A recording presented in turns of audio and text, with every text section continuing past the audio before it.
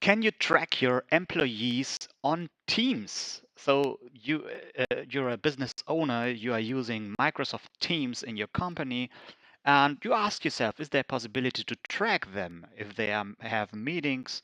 Um, that's what I would like to talk about in this video. Hi, my name is Angel. I'm from wolfeye.de. Um, Here you can read the whole article about this. But here right away the answer. And the answer to this question, yes, you can. There are some possibilities how you can do that, of course.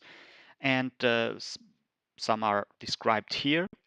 Um, the best possibility that you can do as a business owner if you want to monitor and track your employees on Teams is that you install employee monitoring software on the computers of your employees. So um, for example, an employee monitoring software, and will demonstrate it to you in a minute, like Wolfeye Remote Screen. You can download Wolfeye Remote Screen for free within a trial period here on our website, wolfeye.de. How does it work? That's what we will look at today, now in this short video. Basically, you download it and the application looks like this. You double click it and the control window appears. And to install it and get it running, basically, you must only hit two buttons. The first button is the green button, the second button is the blue button.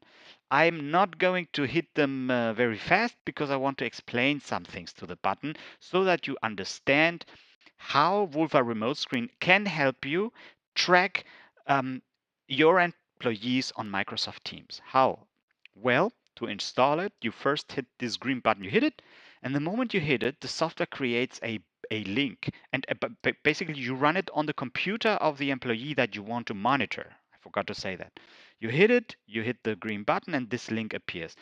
And from that moment on, you will see the live computer screen of that computer that you are running Wolfeye Remote Screen as the live screen, as if you were sitting in front of it by yourself, but remotely visiting this link. So you will see it on a browser. On a browser, that means you will be able to see it from your smartphone that has a browser or from your personal computer or from your laptop remotely.